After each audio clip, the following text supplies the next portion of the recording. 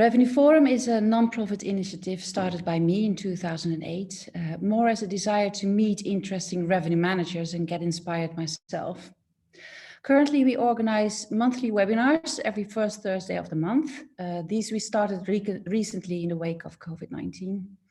We have half-day seminars, which pre-COVID ran in 10 cities and 8 countries. We will start with these seminars again as soon as we are allowed. And whole-day events, the first one being held on the 12th of October this year. This will be a unique event held simultaneously in Stockholm, London, Rimini, and online. More information on that is at the end of the webinar. The topic of this Revenue Forum episode is the new playground for organic search. What impact will Google have on hotels? And we have invited an expert panel to talk about the subject. The expert panel consists of 4 speakers who will each get 5 minutes to talk, and we will introduce them to you shortly. We will use a Pecha format, and this means that the slides automatically change after 20 or 30 seconds. After this, we will hold a panel discussion. Participants to this webinar are a broad mix of listeners from all over the world, where different types of restrictions still apply. It is a blended mix with hotels ranging from 2 to 5 star, independent and branded, and we will try to make this coming hour as inspiring as possible to you all. Good morning, or guten Tag, as we say here in Germany, where I'm from, even though I'm based in Sweden right now. My name is Oliver. I am, as I mentioned, German. I am working with Taktikon since about 5 years now in the field of running system audits for technology required in the travel industry. And my background is the purely hotel business and hotel distribution.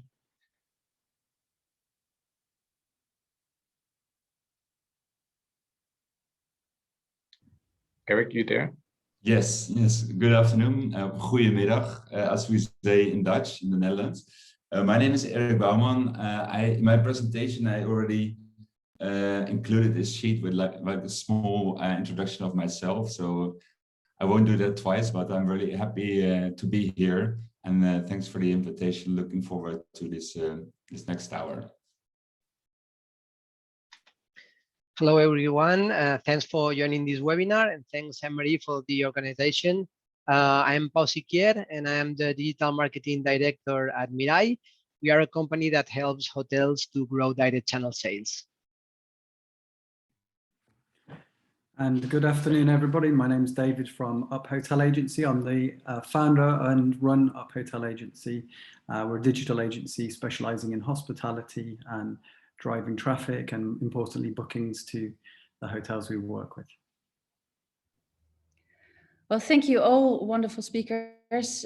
Looking forward to hear you speak shortly. Well, my name is Annemarie Gubanski, and besides being the founder of Taktikon, I'm actually the organizer of these webinars, and currently today I will be the moderator. Now let's see if we can locate the first speaker. Oliver? I am right here. And again, I'll repeat myself, guten Tag, as we say in Germany. The part that I wanted to cover today in this wonderful webinar is revolving around the microcosmos of Google, really. And the reason why I thought we should take one step back before diving into the detail is I think it's good to have a common understanding and knowledge about how Google works and operates, and why do they change as much as they do in their approach.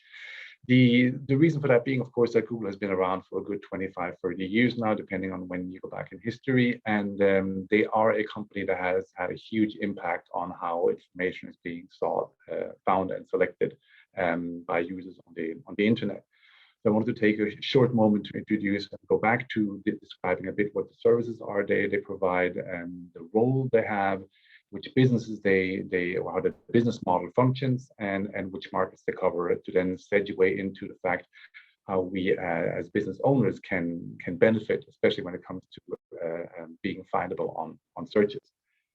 From the onset, Google was predominantly a company that's focusing only around the user, meaning their user, meaning the individual trying to find information. And this is a very important factor to keep in mind, that everything Google has done and so far is doing today is always focusing around the user of the information they give access to. So they are very adaptive when it comes to the platforms that people access information. They are very adaptive in which content sources they use, websites, social media pages, and so forth. And they've now also, since a couple of years back, have become very adaptive for all types of inquiries. The reason for that being is that Google has a history of sandboxing in their work and processes, meaning that they try and experiment with many different things that make the user experience more interesting.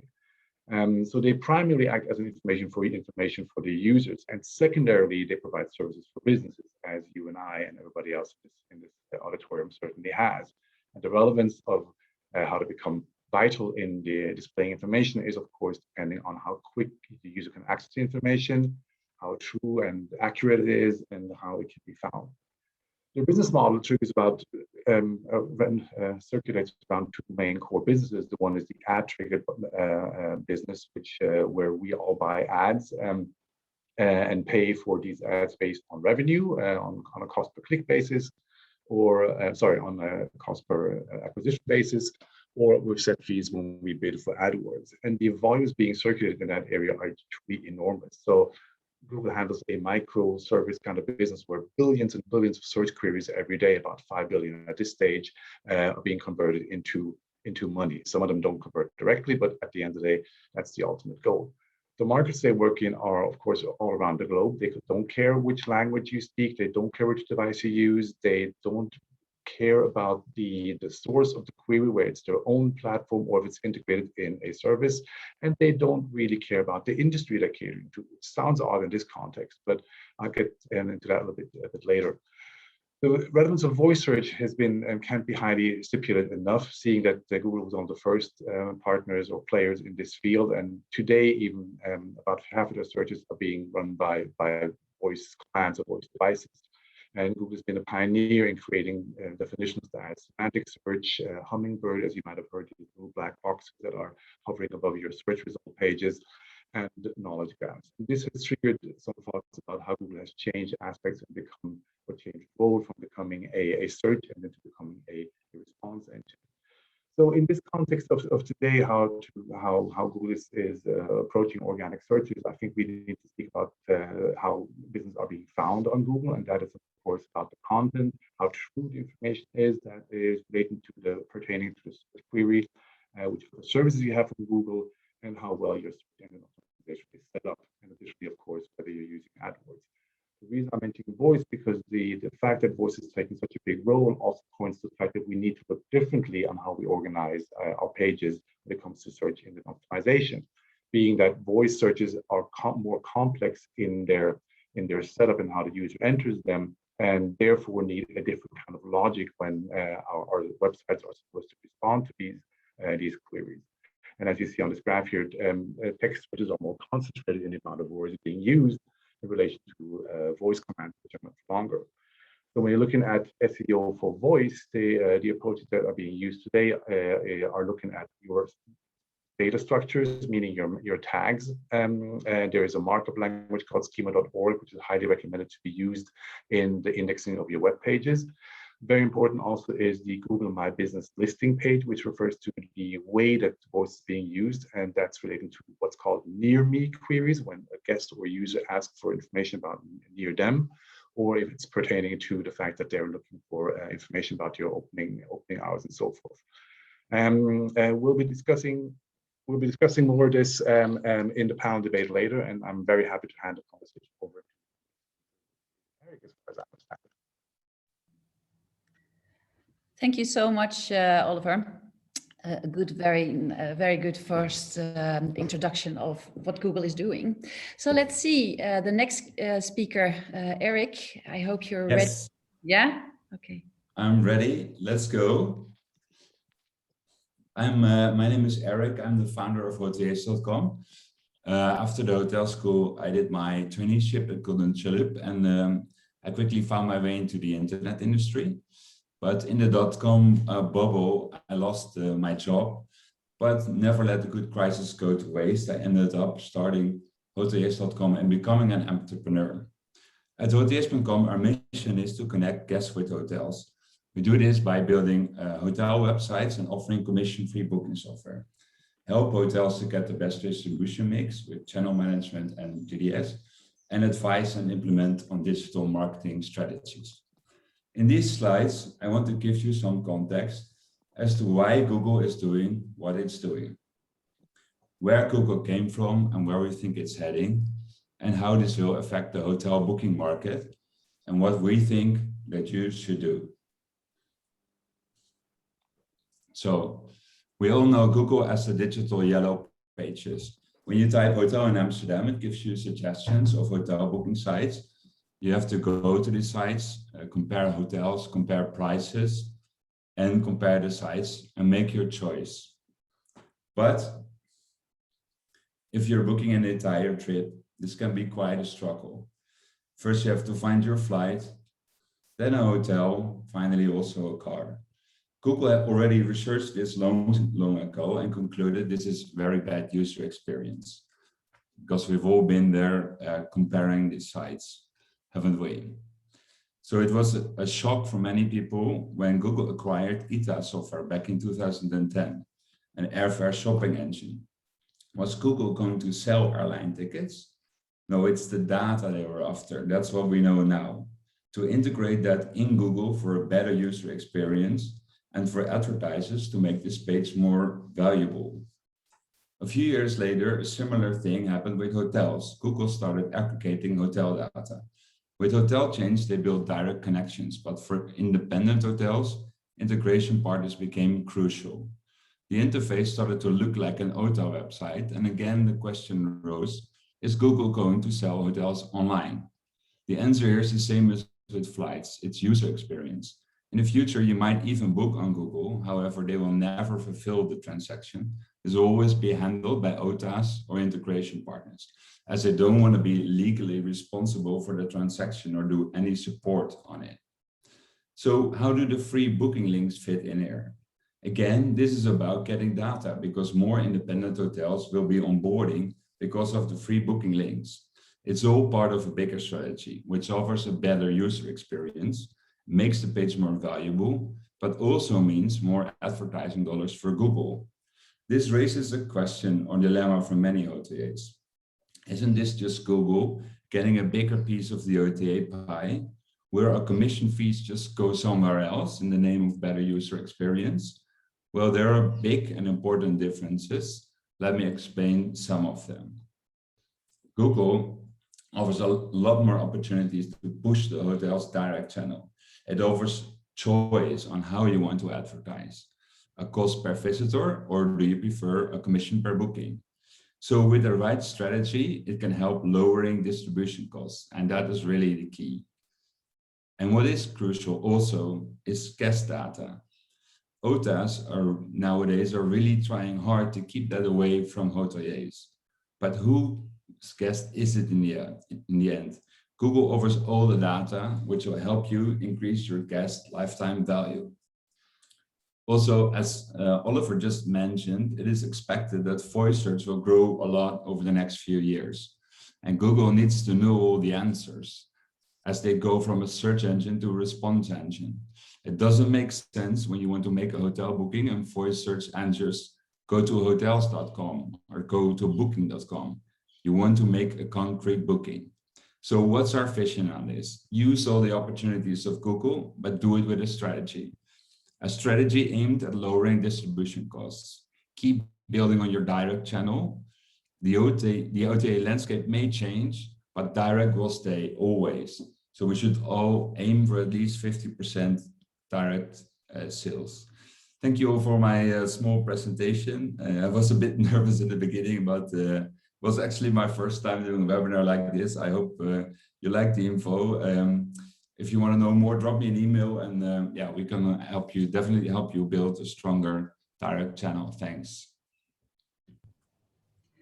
Well, Erik, you are a natural then in that case, who didn't notice anything about your nerves. Thank you very much. It was really interesting. I think we are ready for our next speaker. Are we?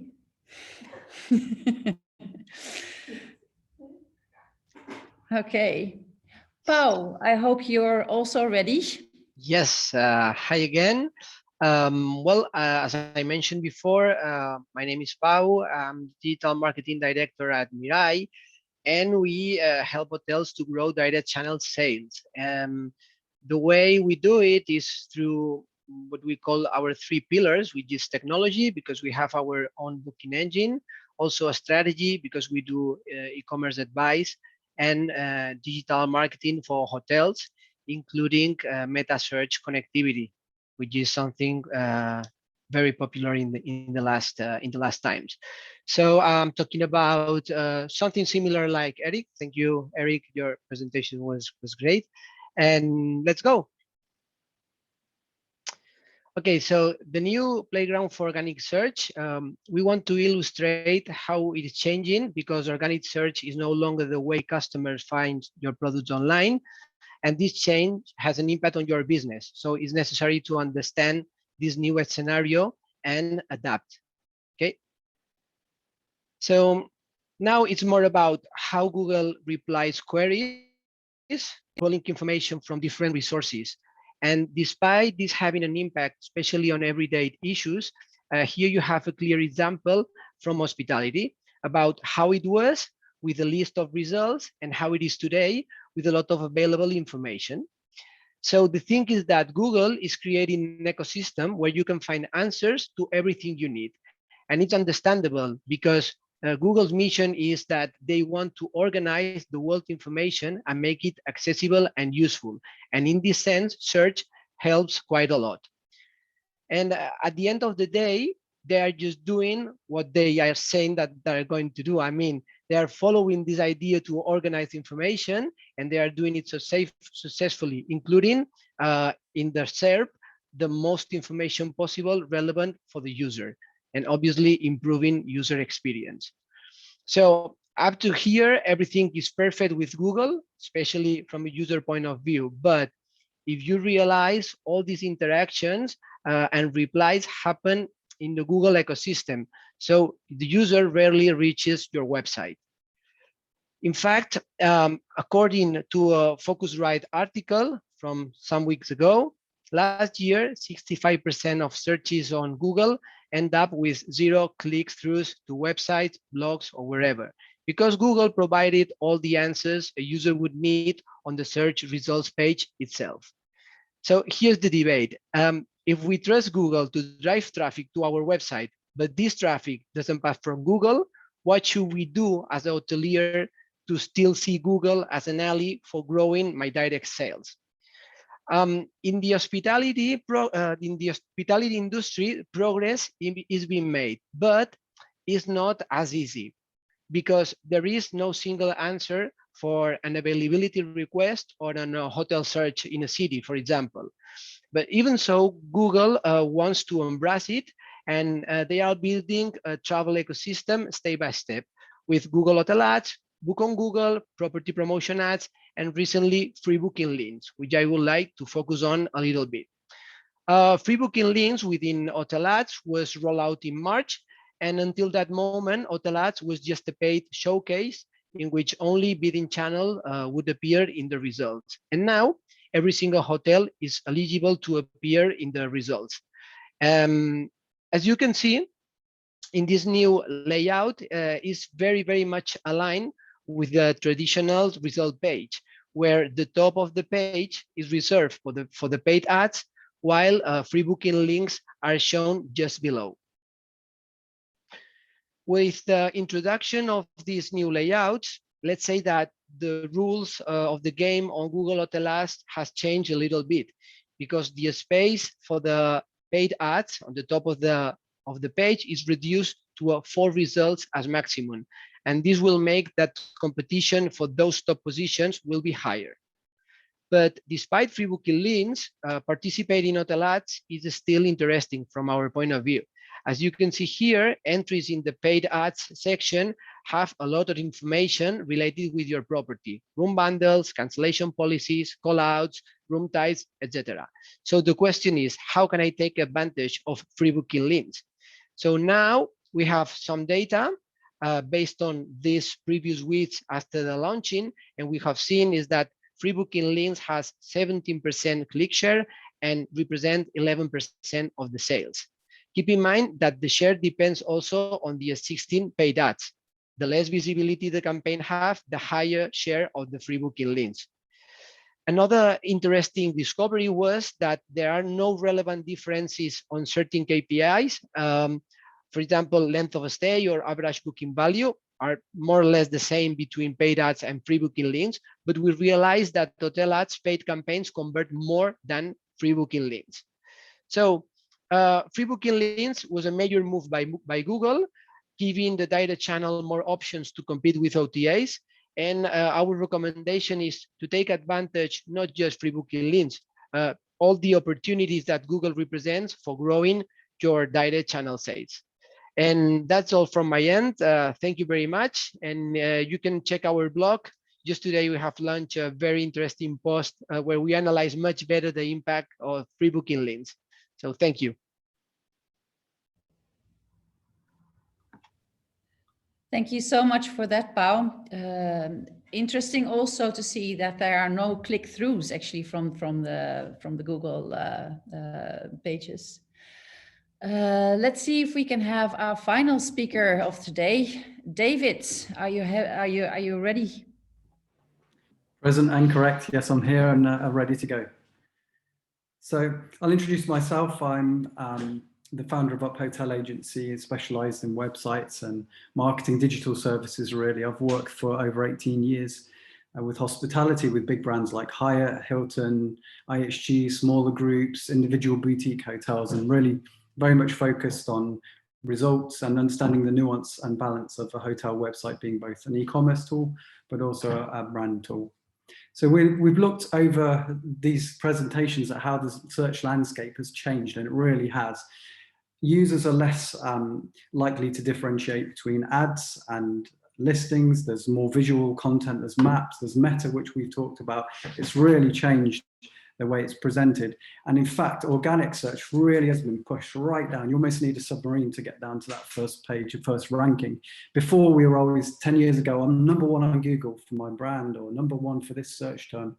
But if you look at it on the page, it's right at the bottom, and it's estimated that a #1 ranking might only take 5 to 10% of clicks compared to other rankings. So is it all lost? Do we just have to resort to say, well, we can't compete? No, we can still own the search landscape. Take, for example, Zoku, who are one of our clients. First page there is pretty much all Zoku. They've got an ad, they've got booking links, they've got 4 links from there, they've got the first organic ranking, they've got a places listing, and also meta. So we're going to look at why by brand, because it's a question that's been asked to me over years, but now it's even more important to consider brand because it's a high converter. We need to be visible right at the top. We can spend only a 5%, a 3% cost per acquisition instead of an 18% commission from an OTA, and we're not really cannibalizing our organic listing anymore. And what I say, it's low-hanging fruit. It's easy bookings. It's estimated that OTAs take between 15 to 35% of the bookings that they charge you for from buying your brand term, and they're allowed to do it by Google. So if we're not competing there, we're giving away easy bookings. We're not going to take all of them back, but we can take a percentage of those back. And also, buying your brand term will allow you other benefits. So you can control messaging. For instance, with this advert here, you can see offers, you can see COVID messaging, and it's also easy to book direct. So when they're searching right at the end of that search funnel for your hotel, you need to be visible so they can book you. Another question I get asked is, well, am I not wasting money buying my brand term when people are searching for things like phone numbers or address or photos of my hotel or information? No, because what we can do is quite easily put negative words on our campaigns so that our ads don't show for those and we don't waste spend. So it's a good tip for hotels. And like we said, we also see the information being listed in this billboard that we've got on the right hand side that stops a lot of those clicks. So have we optimized this billboard, the places listing, because it gets shown thousands of times a month, and sometimes it's the only place that people see our hotel. As Pau said, that sometimes we're not even getting through to our site. So what can we do to optimize that? Well, have we got a good photo of our hotel? That's the first thing people see. Are the buttons and the links working correctly? And are our details correct or even written well and an accurate description? Because Google pulls that automatically if we don't manage it. We've also talked about meta, so we can put paid ads in there and be top. And again, they, like we said, they convert better. We can put things like official website within there. Do we have the best rates? Have we got parity? Could we offer better? And do we manage our Google reviews, which again are surfaced high? A lot of us look at TripAdvisor reviews and respond to those and manage them, but look at what Google's doing with their own reviews. So another tip that we can look at is remarketing. So with the travel funnel, it's very rare that someone would search for a hotel, book it immediately, unless it was corporate, more leisure, or doing a lot of research. They're going onto a few websites. So we can follow them around after they've been to your site. We can remind them of your brand. We can give them offers. We can put different messaging across. We can show different photos. So we can access 90% of the sites across the internet. So we drop a cookie when they visit your site, then we can show creative banners across multiple sites to keep you in that funnel. So it's a good tip for us, and it's very cost effective. Another tip that I'd like to suggest is revisit the direct booking proposition. A lot of people on their sites might say best rates direct and think that's enough, but just to be parity, it's a lot easier to flip a tab and have all their details in an OTA and just check out there. And in fact, they're told that it's cheaper on the OTA with crossouts and flashing. So what do you do on your site to make it a no-brainer that they'd want to book there? It doesn't just have to be price. It can be other things, so we can package exclusivity, vouchers for F&B, free room upgrades if they're available, access to VIP lounges or entry drinks. People like to feel that they've got a deal, so I'd really recommend you revisiting that so you can convert all of this traffic that we're pushing from places like Google. Thank you for your attention this afternoon, and I'm happy to answer any more questions because I know this has been a lot in a short time. Well, thank you very much to all speakers. I spent a very inspiring half an hour. I hope that the rest of the participants also liked it very much. May I ask you to unmute, or maybe even just like have your cameras open, because we're going into our panel discussion. Actually, we received our first question from one of the participants. How can we improve our ranking on the hotel listing results for generic search such as hotel in Istanbul? Is anyone daring to take up that question? One of the speakers. How can we improve our ranking on the hotel listing results for generic search, such as, well, a hotel in Istanbul or a hotel in London? Yeah. So thanks for the question. It's difficult to say because, as happens on the organic search SEO, Google has this information for them, so it's not something that public that all of us can use to drop in the ranking.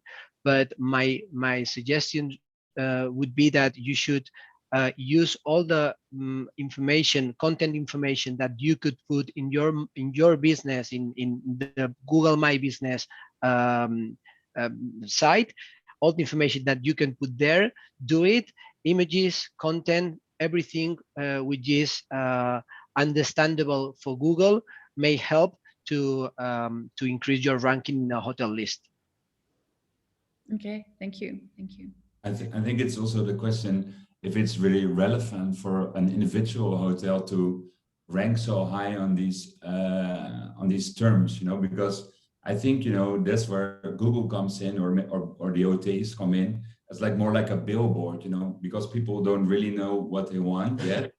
And, you know, they can use like hotel ads or search in Google to, you know, to make a selection of the hotels and use that kind of as a billboard. And then it's important, you know, to be featured on these OTAs and to have your strong direct channel there, because in the end, everyone wants to rank on these queries. But as David already said, also the organic is really low. So yeah, so you really have to think if it's like makes a lot of sense to be in the top 10 on these words, or in that sense. Yeah, valid point. Valid point. Now, Ilona asked, how can we get the Google free booking links for our hotels? So what should they do if they want to? So first of all, you need to be connected to Google Hotel Ads. So you need an integration partner behind that connect with your system, with your CRS. So it's the main point. After that, Google will have your hotel eligible, but you still need this connection through an integration partner. We are integration partners. So. Okay. I think also to add to that, I mean, we're also an integration partner, but all hotels that are using our booking engine, we already automatically onboarded them in free booking links. I think Pau at Mirai, you're doing the same, no? Yes. So we do this automatically for all our clients working with our booking software. They got listed in free booking links for free. So that's very cool. Exactly. I would say, yeah, I'd say for a lot of hotels, that's their first port of call, to look at who their booking provider is, or CRS, and ask them, because they might already be connected and not tell them, which is a shame because it should be a nice bonus.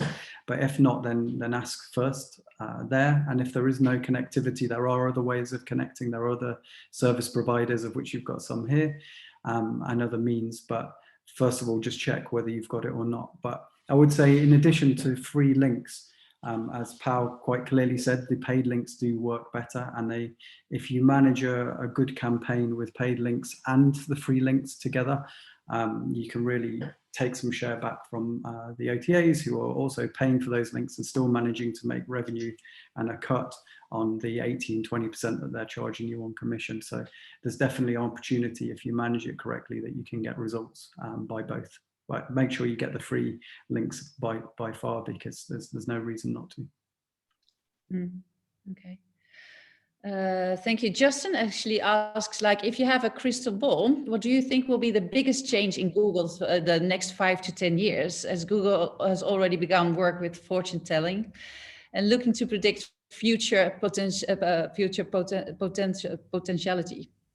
Will we have less influence, so we being individual hotels? So if you had a crystal ball, what do you think Google will do the coming 5 to 10 years? And notice we tape this, right? I'm going to look back. Okay, well, I mean, I think it's important to highlight the fact that Google as an organization, as a company, has a slightly different philosophy than the ones we would normally compare with, looking at maybe Apple or Tesla.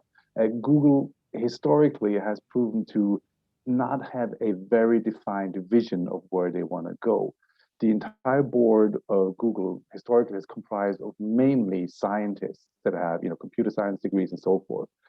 A lot of what they do is what we call sandboxing. They want to enhance the user experience, and from there on, build a product around that, which makes it very unpredictable to say which direction they're going, because they're always playing with their own products and even killing own products and services at times because they're not working, which makes a prediction somewhat difficult. However, with that being said, I would reckon that what's been happening in the last 4 or 5 years with voice and the impact of voice search results and how this changing data infrastructure behind voice searches and search results, that's going to continue. So I think that as an individual hotel or business owner, to retain your relevance in the Google cosmos, so to speak, it requires a lot of adaptation on how our data is managed and integrated in the search environment. So I believe that the crystal ball is they're going to move further away from the individual service provider or business, more towards their users, with more compatible platforms and interfaces on top of voice. Do the other speakers agree on that? Yep. Yeah, definitely. Definitely. I think with Google as well, I think that they're like, I'd say they're like Pac-Man, by chumping all this data, and they want to own the data. And we talk about how useful it is to us, and it's very pretty and it's nice for us as a user, but also I guess there's a darker side of that, because it's the data ownership. So first, I think from a user experience, they'll start to do a lot more with that data and use it in a smarter way. And using AI. So for instance, when we're talking about booking a hotel in the summer, it might suggest to us the best times to book that hotel. So it might say, well, if you went a week later, you'd get it at a better rate. We've already got graphs and times when these rates are, but they might use that data in planning trips. We might be able to do things like those 3 areas that were talked about, like car, hotel, maybe travel insurance, and have like a more of a bundling, which has always historically been difficult for OTAs to do. And I just think that also with the data ownership and tracking users, we're becoming more and more limited with cookies and the changes here. But Google is smart because it's following people around everywhere, and it's providing that information itself. So it's able to take your data and know you as a person and know your behavior, even just the way you use its search engine, without losing you on a site. So you'll see that Google will become even smarter in knowing who you are, and individual sites will become less smart, which means they rely more on Google. So it's a smart move, but it's something that we have to keep and be aware of, and make sure that we're trying to compete. And if we do have opportunities to play in this space and not lose out, then we can. David, I think as both you and Pau were showing, actually the organic search sites are down more and more and more, right? Is it still then a good thing to spend time and money on search engine optimization on your organic site? Yeah, it's a good question. I think that when we talk about organic SEO, obviously the effect of it is reduced, but there's still a good opportunity with more specific terms around your hotel. So I'm thinking about the hotels in Istanbul example that was mentioned earlier. That is a very broad search, and the user is more likely to be looking for a selection rather than a single hotel. But if it was 4-star hotel in district in Istanbul, then they're looking for an individual hotel in an area which we'd have more relevancy and ranking on as an individual hotel. So that's something that we can still concentrate on, and there's less people advertising on it, and actually with all of these things together, we can start to be seen. But even outside of organic search, having that content that's relevant, having that content that relates to that will save you on if you're doing paid search, because your page will be seen as more relevant and it's part of the metric. And also in terms of bringing your information, like in the maps listings and in the places listings. So Google, as Oliver said, and Pau said, and everyone said, they want to be as relevant as they can to you, because you're the user, you are what they want. So if we still optimize our pages to be central to our hotel and what it offers, then it will be relevant, and then it will have a halo effect in terms of that. So it's not dead, but it's not as much of a focus without having a paid strategy as well. And I would say that if you take a look at the figures on analytics, it still counts, and it has a higher share of revenue share. So you need to take care of that, and you need to be there. So I think that then the data speaks, and you can see how it's evolving and how it's changing. But definitely you need to take care of your organic situation, and then let's see what happens. Also related with the question before about the crystal ball, what will happen with the voice, as Oliver mentioned. I think that voice booking through Google Assistant, this is something that is going to grow in the next years. So how is going to rank everything behind the scenes if you are interacting with the voice and without screen? So let's see how it's going to evolve. But definitely, I think that you need to still work on several channels and activities within Google in order to take advantage of the most of them. It's difficult to say which is the best, but the thing is that 1 + 1 + 1 + 1 is the what it makes sense to have the full strategy on board. Cool. Also, I think, Pau, you showed in your example the FAQs in the SEO, and the FAQs, that's maybe a nice tip, because they get a lot of space now on Google result pages. So if you add an FAQ to your hotel website, your listing on your real estate on Google grows. So, Yes. So you should definitely ask your website provider that's possible, because that's a really an easy one to get more attention in the organic results. And I think if you compare what the big OTAs and travel sites are doing, when we're looking at SEO compared to a single hotel, where we can extract from the information we get from our clients is long tail keywords, long tail tags, and SEO adaptation, meaning many different words to describe what you're doing, have maybe less numbers of hits in the organic ranking, but these visitors are more qualified. So I would say that, especially in the application of voice, where different search terminologies are applied, and there are some tweaks to be done in order to make that happen. I just read that somebody mentioned that the SEO is dead. Well, yes, classic organic SEO has less relevance, but in terms of, again, pertaining to voice, there's a lot of opportunity there. And as Pau mentioned very correctly, it's not about doing one thing to the highest extent. Rather do 5 things a little bit and hand in hand, so to speak, with your listing and your ads and your free booking links and your SEO, and escalate from there, and instead of focusing on one single area. I think these all tie together nowadays. Now, if I may go to our beloved question, the OTAs, did you notice any changes in spend by OTAs and other distribution platforms on competitive brand ads? Do you see a trend like that? Do you notice that OTAs are actually just like spending more? I don't know really, but the thing is that since we have some reaction at a demand level in the last weeks, we have seen like we have more competition for certain keywords. So for us, it's like an advanced indicator that something is coming, and we need to be there and control all the investment that we are doing and performance of our campaigns, because obviously when there is more competition, CPCs and the cost per acquisition will increase.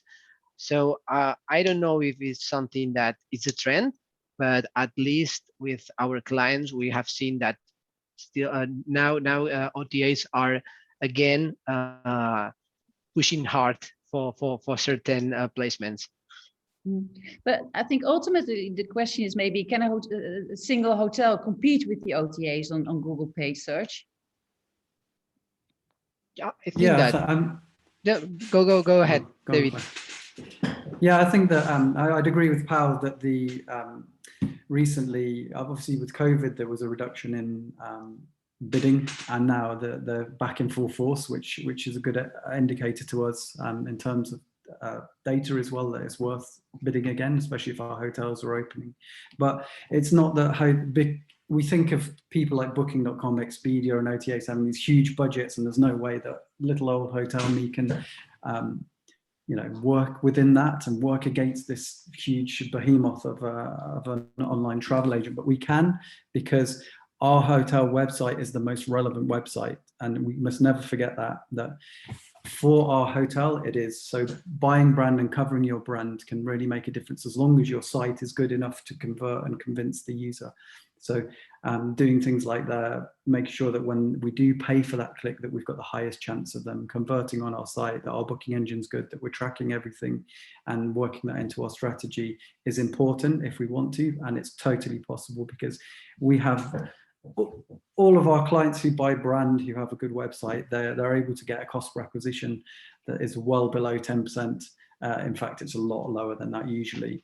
And those bookings would just be given to an OTA, which they'd be paying 18%, 20% to. So it's definitely in terms of brand. And then going back to what Oliver said on the longer tail terms, that's where we see individual hotels working very specific terms around your hotel. So it could be Design Hotel East London, or a 4-star hotel in Mayfair. They become a lot more specific and limit you to maybe 3 or 4 hotels in that area, 5 hotels, 10 hotels in that area, which then you are able to compete with. But just be smart with it and work with someone that knows what they're doing with Google Ads, so you're not wasting that spend, and really go by cost per acquisition as that metric.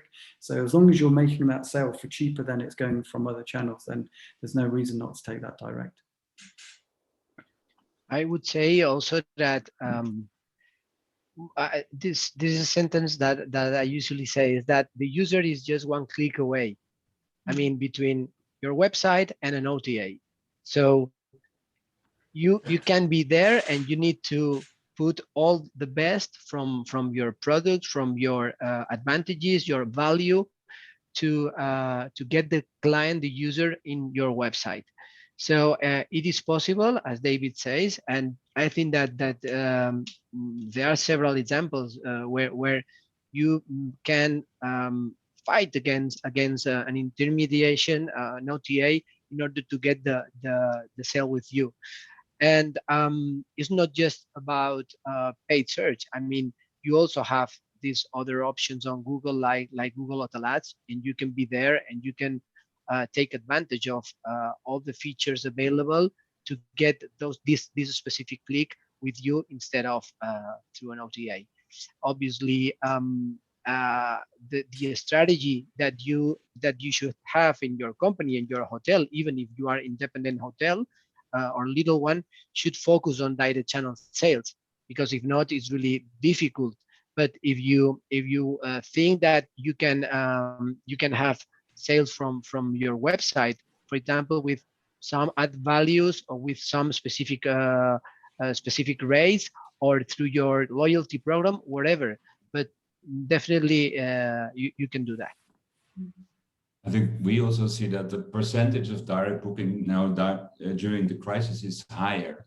Yeah. Because many guests have questions about restrictions or changing their booking, which is easier to do directly with the hotelier. So of course this is temporary, probably, but we do see a change in that. Of course, the numbers are terrible compared to what is normal, but the percentage of direct booking is a lot higher. What we see. I don't know if you have any data on that, Pau, also, or I don't know. okay. I can say we don't have data, but we see it happening for the hotels that we outsource as well. We see that a lot more is coming in through the website, providing that they have a good booking engine. That is. It's a play of shares. So yeah. because the volume is not obviously is not the same, and yeah, we have higher, but I don't know exactly. No. Okay. Michu is asking, actually, what would you advise to a new started B&B hotel? I think, Pau, you kind of answered the question, but should a new starting hotel, and it doesn't have to be a B&B, any hotel that just starts new, should they use OTAs, or what would be the most efficient way to get guests to find you? I think that there are another interesting question here, is that I think an OTA add value to get new clients in. So when we are talking about brand, in David's presentation, we talk about brand coverage. So these are your own clients. I mean, some user that is writing on Google your brand name. So this is already somebody that knows your brand. This is your client. So the OTA is stealing this client. So I think that in this stage, the OTA is not an intermediate that can add value. But for new users, probably you can, if you are in Berlin, you cannot be appearing on a search like is a hotel in Berlin, because it's impossible if you are one single hotel. So an OTA can help you and can add value to get new clients to your hotel. So it's you need to find the right balance between percentage of share from OTAs, percentage of share from your website, for your on direct channel directly. So imagine that you want to I don't know, get some clients from Japan, and your website is not in Japanese, so you can use an OTA. You can use also Book on Google to do it directly, but it's really difficult. But use an OTA, and obviously it can help you to grow your sales online business. But it's not. I think that you can do it directly because your website is not in Japanese. You don't know how this market performs, so it's better to work with a partner. And in this sense, I think that finding the right balance is the best option that you can do. Thank you. How much should hotels spend on these Google products for direct traffic as share of revenue? How much would you say that, okay, what budget should they put on it? I think it's always about the result, not about the budget. As David also mentioned, that like, the results of his clients were like way below 10%. So it's much more looking at what kind of cost per booking, what is your distribution cost, instead of looking at the total budget. Because if it's low distribution cost, you can like put in infinite budget and take all your bookings from Google. But it's always a balance, I think. Yeah, I'd agree. I think this is a conversation I have with a lot of revenue managers and hotel managers, and they say, okay, well, how much should we spend on Google a month? And then I ask them, well, how much have you budgeted to spend on Booking.com a month? Yeah. Oh, we just pay that invoice when it comes in, depending on how much they spend. Okay, so you're going to limit something that is you're selling at 7%, but you're going to open up to as much as you want for an 18% cost. So we try and say, well, let's look at it in the same way. Let's look at them both as channels and as commission. And if we do that, then we can be smarter and we can flex the spend, and we can then start to lift that, because there's going to be a threshold. You know, it would be nice in an ideal world that if we said, okay, well, we spend 10,000 euros a month and our hotel's full, brilliant. But it will change on a monthly basis. It will change with occupancy rates. It will change with demand. So I would say for hotels to try and be open to that and work with an agency that's got their best interest at heart. We never want our hotels to spend more than they should. We never take a commission on what they spend, so it allows us to be not biased on that. And we view it like a business and a cost per acquisition. So it allows us to be a little bit more flexible and drive better results to them, because hotels have a limited inventory. If I have 100 rooms and they're sold, then it becomes how profitable have I been able to sell them at?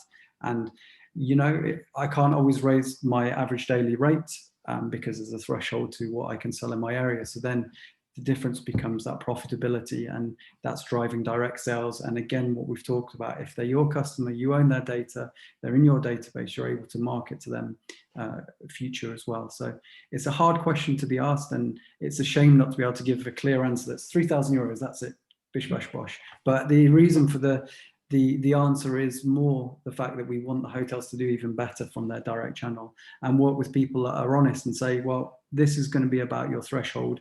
We do need to use OTA still within your mix, but we can take about 20% of those bookings back into us and save you, say, 8,000 euros in the process. Yeah. I think it's an interesting question because we hear it from hotels quite a lot. And I think the moment that you say, well, okay, if there's a budget on something, that people start thinking about cost. But then, yeah, you're completely right. They spend an endless amount of money on the OTAs. Well, we're coming, I think, at the end of our panel.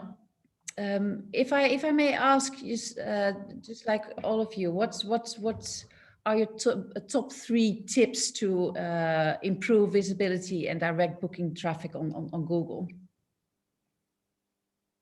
Well, again, I mean, although it might be critiqued by some people in the audience, I do think that there are some basic hygiene factors you need to be considering. Of course, is the incorporation of your business listing into whatever activities you do on Google. It's a huge push to what you do in connection with voice. Don't forget that people who are using voice, just not even for buying, but for finding your hotel in the context of Google My Business, is the near me question. How can you relate queries that are related to near me, and when is it open, to the information you provide from your website or your social media channels into Google?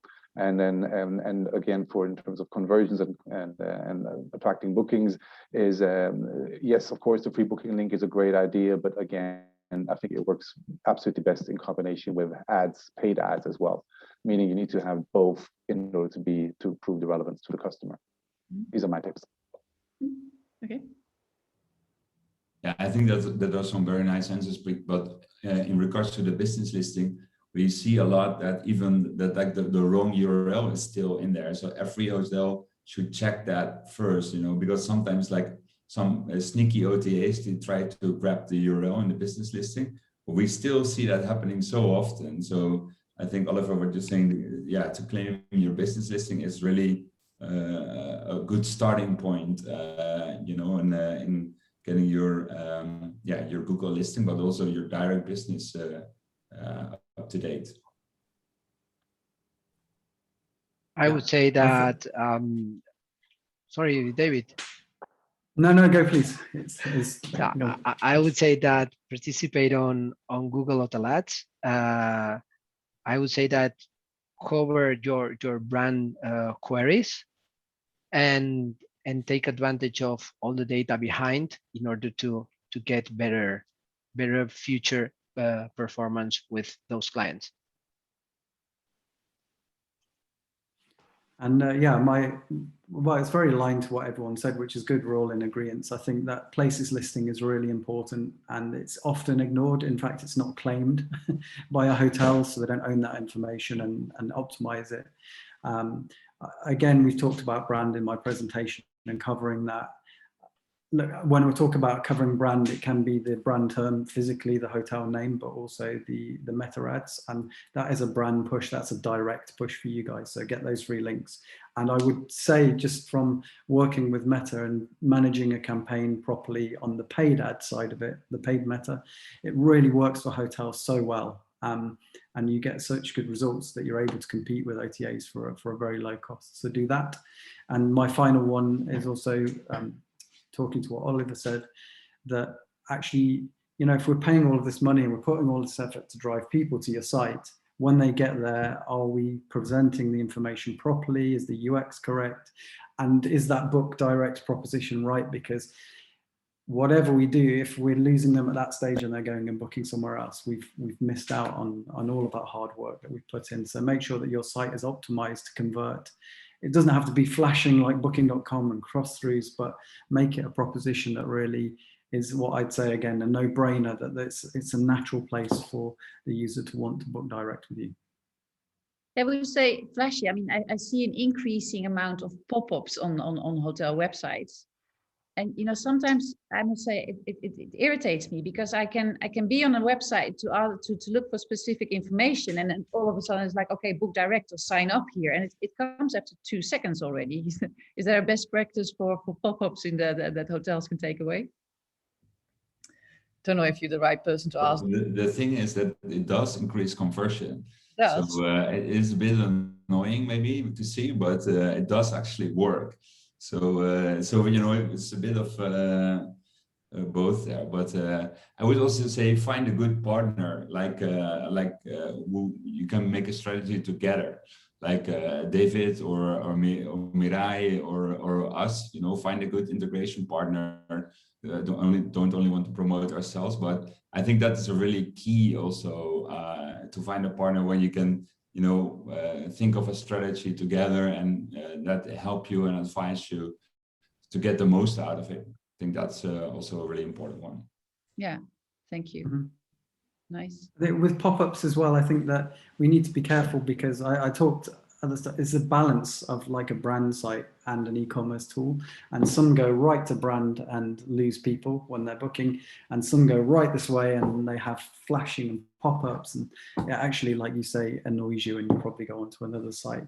And users will come to your site for the richest information, so the photos, and so you've got a chance to convince them. And I think that with pop-ups or messages or raising profile of messages, like something like COVID is important, but you can do it in a smarter way than something that just triggers after 2 seconds. So you can follow mouse. So when they're going to maybe leave the browser, you can track that they've left that and then show a message, or be a bit more subtle with maybe a message at the bottom that remains on top of the website, or have something time released, which is maybe just like a little tab at the side, which they could expand if they wanted. So COVID-19 update, and they click it and they can open it from there.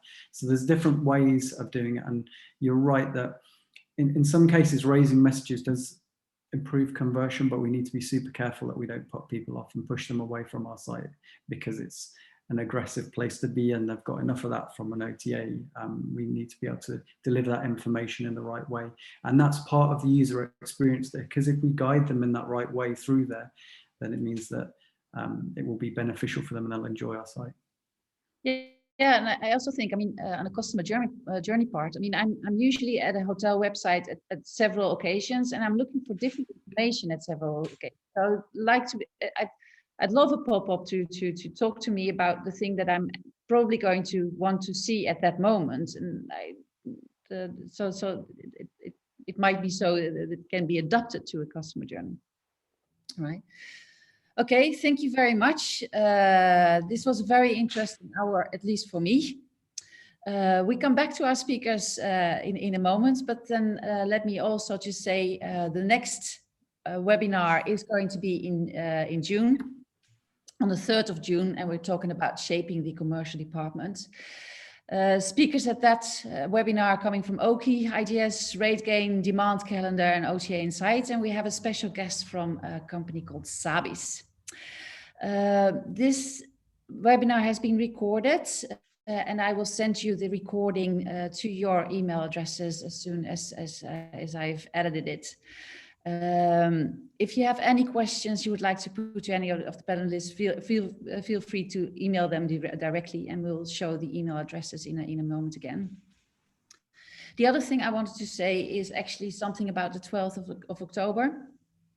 And this is like, well, the event of the year, we think and we hope. This is an event that is going to be held simultaneously in London, Stockholm, Rimini, and online, where we are going to share agenda points, keynote speakers, and workshops together.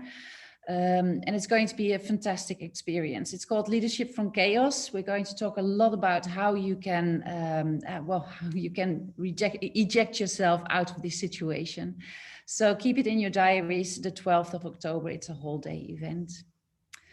And then actually, I think, well, let's see if our experts have some final words to give us. Oliver, would you have something to say as a... Well, besides saying best of luck with your endeavors to everybody who is in the audience, maybe going back to what we mentioned earlier from the top 3 tip list, if you want to have a takeaway from this thing, is start with your business listing in Google. That's a good place to start, and many things will then naturally evolve from there. So good luck with that. Erik, would you like to thank you, Annemarie, for hosting this and inviting us. I think it was very nice also to meet Oliver and Pau and David, to see companies across Europe that kind of have the same mindset to work together with the hoteliers to make to get more commission-free direct business to the hotels, find the balance between OTAs and the direct business, the right balance. So it was very inspiring to meet you all. And I think Oliver, you mentioned business listing is a good thing, but I'm going to repeat it: find a good partner. That's really, I think, key to success. So thank you all. Thank you, Erik. Pau, would you like to add anything? Yeah, just that our recommendation is to take advantage of the opportunity that Google represents for growing the direct sales, and thinking that we are not going to change the path. I mean, this is something kind of unstoppable. So it's smart to try to take advantage of this opportunity. And if you want to be updated with content about the direct bookings, just follow us on our blog. And thank you very much for you and for all the attendees, but also the panelists and especially our organization. Thank you very much. Thank you. David? Yeah, again, I express thanks for letting me ramble on, and I hope some of it was useful, and I really enjoyed everyone else's contribution too.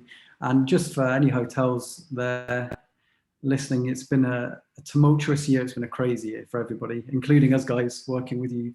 We felt your pain directly as well, but hang in there, and hopefully we've got a nice spike, and we've seen good data, and Let's work together to make hospitality great again.